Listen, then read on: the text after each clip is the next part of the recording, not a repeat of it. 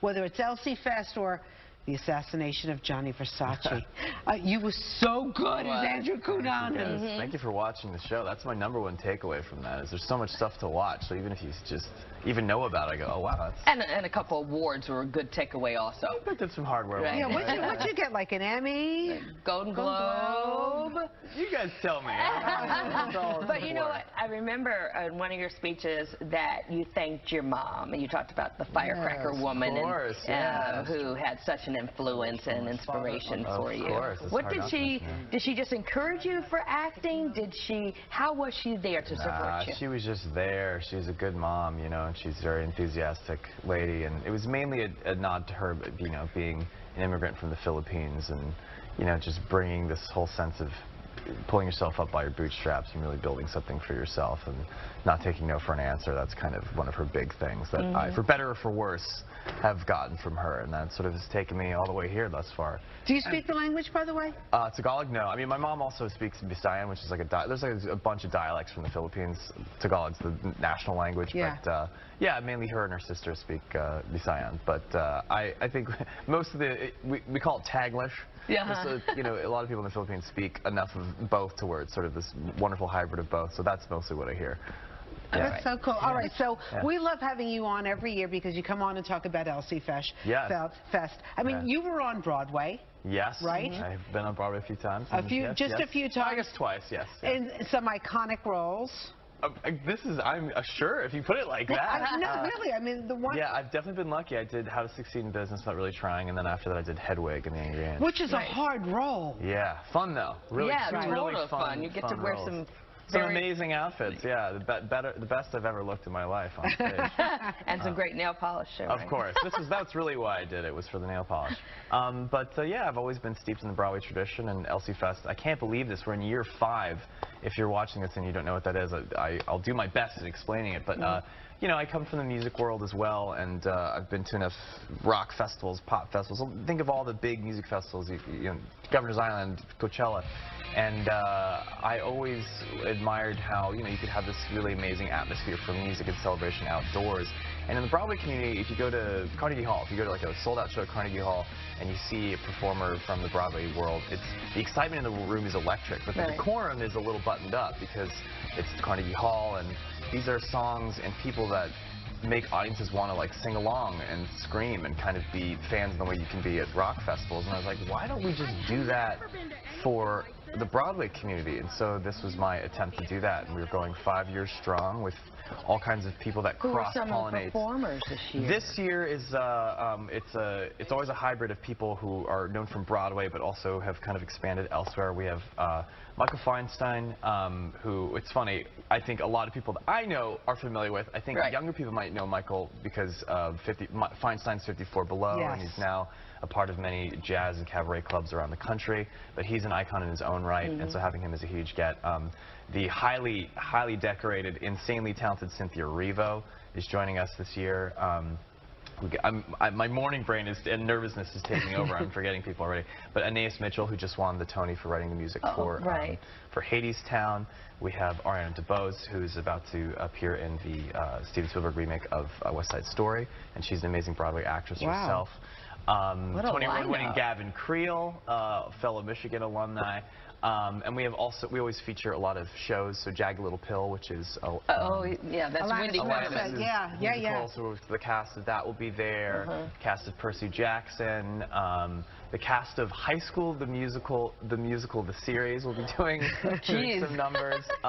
Do you perform too? And I do perform as well. So do you know what you're going to perform yet? I'm just starting to put it together. I mean, I always put a different set list together every year, so it's not the same thing. So I always do things that I've never done and may never do again. Is that just to challenge yourself, or? It's just because it's fun. I'm a glutton for something different. Something different for everybody. That stuff ends up on YouTube forever, so might as well shake it up a bit. You know. What about your buddy, Lea Michele? Lee was with us about two years ago now. I mean, my memory is sort of flexible. I can't believe already that it's Elsie time. She and we finished a tour earlier this year. I was going to say, you guys were on tour. So I know she really wants to come out and do it again. I'm like, I have to mix it up every couple of years. So maybe in a few years we'll have her come back. But yeah, I'm really proud of the lineup this year, and I think for the people that have come back every year. They've really managed to build this wonderful community of people around Elsie Fest, and hopefully we can continue to expand it. It's back in Central Park. The Central Park, and it's this Saturday, This right? Saturday. It's the first Saturday we've ever done. And how do we get tickets for this?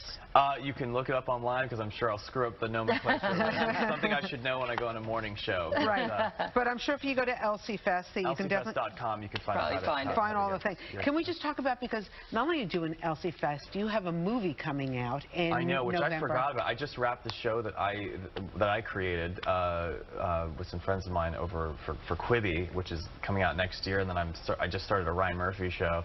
So there's all these different things. I'm like, what am I doing? So when you mentioned that I'm doing this movie, I'm like, oh yeah, I guess I'm. It's called Midway, right? It's a big old World War II movie with a whole lot of amazing people in it. Do you play a crazy guy again? No. I play Lieutenant Commander Eugene Lindsay.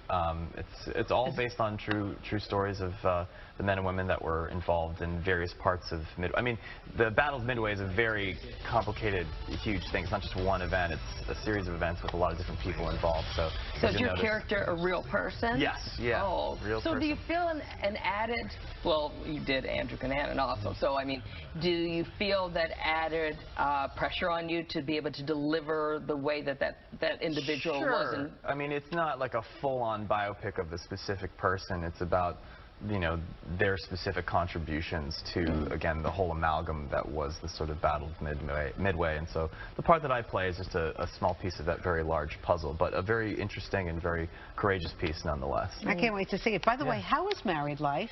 It's, you know, I'm one of those couples that we've been together so long that I hate to say it's not that much different. Come on. I want to give you some juicy gossip of like, oh my God, my life is totally changed. It's more or less the same, and it's more or less more wonderful. It's the same, you know. It's the same goodness. Baby. Oh, I ain't got time for that right now. Come on, it's too early for that, man. I got enough to worry about. Do you cook for your wife? Does she cook for you? I mean, you know, I lived with my husband a little bit before I got married, but there were things that bugged me after we got married that he was doing before we got married, but had like extra. They were magnified, maybe? Yeah. That's on you guys. We good. We good. We good. Is your wife in the business too? She's in the venue business. We own a piano bar in Los Angeles, and I say we politely because we're a unit, but it's 100% her bar. I'm literally just the pianist. What's it called? It's called Tramp Stamp Grannies. And it's kind of a nod to a lot of the great piano bars in New York City. We sort of unofficially and officially, they've given us a license to do so, sort of under the table, but Marie's Crisis, which is a bar that is part of Elsie Fest, actually, because it's a great musical theater piano bar in the West Village, very famous here in the Broadway community. They have been a part of our festival since the beginning. They have like sing-alongs. They have like a little beer garden. I love that. They have, exactly. So they'll be there, but our sort of unofficial sister bar is Marie's Crisis, and so we have a piano bar in Hollywood, and she runs it on the day-to-day, and we're continuing to expand that, and I'm sure I'll be on the show another time talking about that as well at some point. Bring the piano the next time, Darren. Of course. But in the meantime, the piano and the music is not only at our bar in Los Angeles, but at Elsie Fest on Saturday in New York. And by the way, I think Mike said it's going to be great weather. Oh, God, from your mouth to God's ears. Okay. I'll take it. So that's good. Yeah, that'd be great. This Saturday, Elsie Fest. It's the best time in New York. It's right before fall, end of summer. It's like, what more could you want? And Darren Chris is going to be there. I'll play some tunes. Come on. This is going to be good. All right. It's always great to see you. Nice to see you, ladies. Thanks so much for keeping me awake. Well, we appreciate it.